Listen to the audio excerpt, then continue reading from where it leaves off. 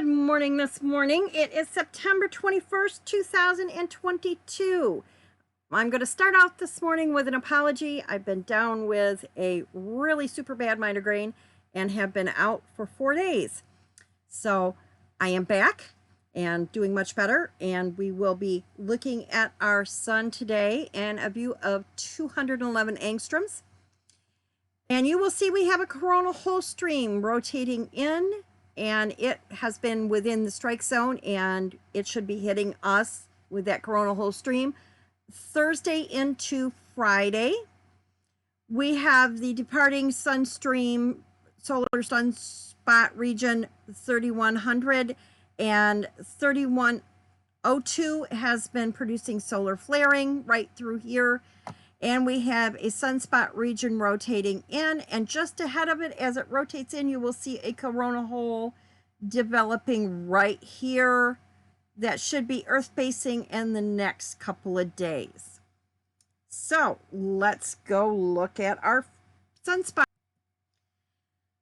3100 was fairly active. It did produce some flaring, and we are now waving goodbye to it as it rotates around the outgoing limb, leaving us with 3102, which is a very active sunspot region. Looking at its development, it is actually at a 90% chance it's going to continue to produce C-class flares, which is a very high percentage. I do not think this is anywhere near peak production yet, and I do think this is going to continue to grow and possibly even get a little bit bigger. Focusing now on our incoming sunspot regions, we have a whole bunch of sunspots right dumped into one region together. The most significant of these is going to be 3105, which you will see it does have the magnetic polarity there of the negative and the positive, with the very tightly wrapped margins and the very defined margins there. That is producing about a 60% chance it's going to continue to produce C-class flares. Now, this is about 2 to 3 days out from Earth facing, and this is growing. It is increasing, and the number of umbras within the sunspot itself, it is a B-class flare or beta class right now. I do look for this to continue to grow. The next one is 3106. It is only at a 5% chance it's going to continue to grow. It really doesn't have much of a significant chance at this point of producing much. And 3107 is a new sunspot region. It has 2 umbra and is at a 120. But at this point, it has a 0% chance of growing. And 3108 is brand new, and it as well has a 0% chance it's going to produce any flaring at this time. And it may not produce anything this rotation through, but it may wait till the next time it rotates through to produce any good flaring, which that's fine. We want something next month too. Looking at our NASA predictions, we are going to get a graze from all the solar activity. We're not going to get the solid dead-on hit, but we are going to get a solid graze. Putting the NOAA predictions in line, they're relying more on solar wind from the coronal hole streams, and they are giving us a little bump up from the C-class flares from the 3102 region that is going to deliver some plasma to us, I believe. So you can look at how they're predicting this is going to come in, and it is predicting that we are going to have some activity coming into the weekend.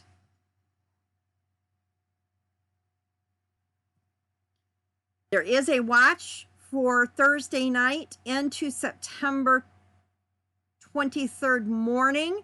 I would not get terribly excited about this, as we are predicted to have pretty much solid cloud cover over most of the viewing area. Thursday night. We have had some changes. Minnesota, you might get off under the cloud cover. They have updated this. So 8 p.m. Minnesota, you might get off and under the cloud cover. And as we go into the early morning hours, Wisconsin, you're going to get off and under the cloud cover. And by just before dawn, Michigan, parts of Michigan may get off and under that cloud cover. And then into Friday, everyone should be clear. In the Great Lakes regions, eastern seaboard, you're going to be clouded up and you're not going to get much. Looking at our forecast, we are predicted Thursday, Friday, Saturday as our best nights. Then we're going into a period of rest. Now we are at a KP3 in the northern regions. You still should be able to see the auroras at a KP3. However, I would be using this time period as rest, relaxation, hydrate your bodies, eat good food, get lots of rest, because they have upgraded our forecast to a 6-day run starting September 30th. And if you've never done a long duration storm, trust me, by day 5, you're going to be begging for mercy. This is a mix of corona hole streams and sunspot regions. So this is going to peak and ebb. You're not going to exactly be able to say, oh, I'm going to be out here at this time and it's going to be at its peak at this time. So it might be one that you have to be up watching all night long, or you're going to be up and down all night long. And you're not going to be getting much sleep for 5 to 6 days. So plan accordingly and plan ahead. When I say plan ahead, you're going to want to be looking at maps. You're going to want to be looking at groups, finding out where to go, where not to go. If you're looking at going to a particular park or an international dark sky park, you're going to want to check their website, see if they're going to close. Ash Beach Road in Sleeping Bear National Sand Dunes is closed due to road repairs. So you are going to have to detour to Platte River Road or to Good Harbor. So you're going to want to use Lake Michigan Road or Bohemian Road up at Good Harbor to go into the viewing areas.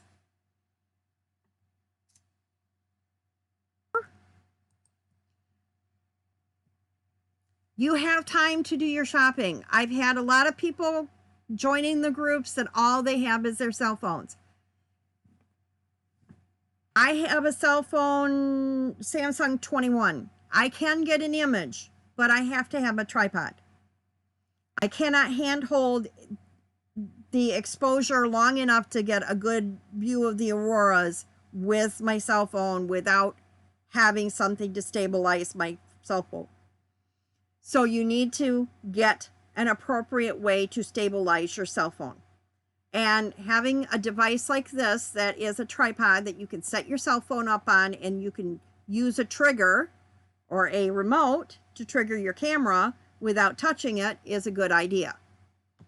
And this is affordable, it's easy, and you have time to get it before the big show.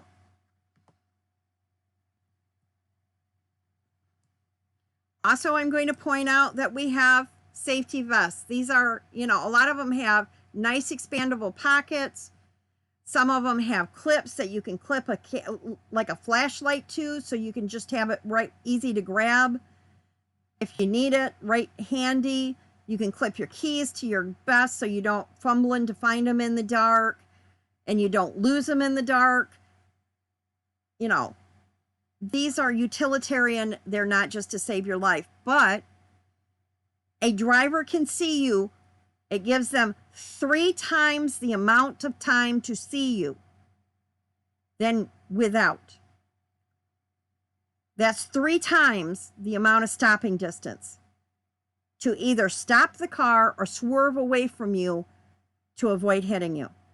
These are going to save lives. It sounds ridiculous, but it's going to save lives. And we just are getting so many people out there in the dark from what I'm seeing and what I've experienced at Sleeping Bear. We have so many new people out there hunting. It's just double the crowds this year. We need to be safe. We need to make this a regular thing.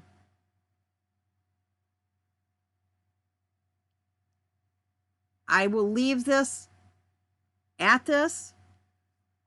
I know I'm nagging the safety issues. I know you're tired of hearing it. But every new person that hears it is one more person that gets the message. And this week, I'm going to ask each one of our new members to put this on your Facebook groups, to talk about it to everybody you meet that might be interested in Aurora hunting, to talk about safety.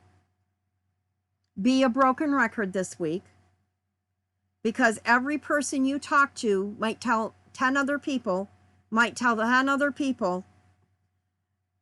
notify your newspapers, notify your news agencies, nag M Live to get something on safety.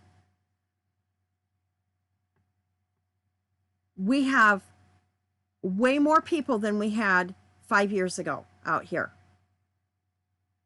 And if we don't get the word out to how to behave and work as a team, then it's going to become a very unpleasant place to do this, because there's just too many people out here doing it.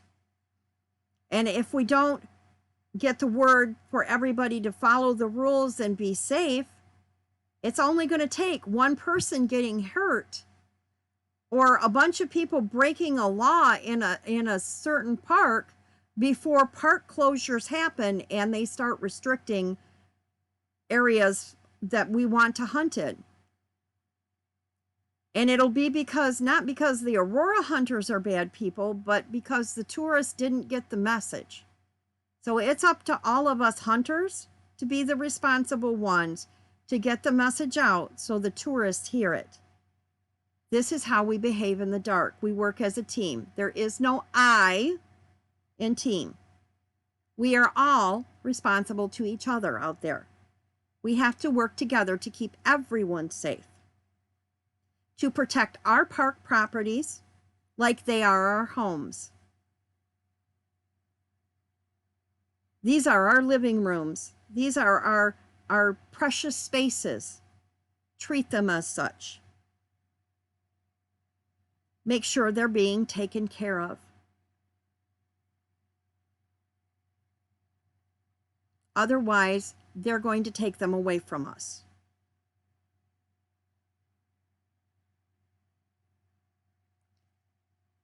Have fun, everybody.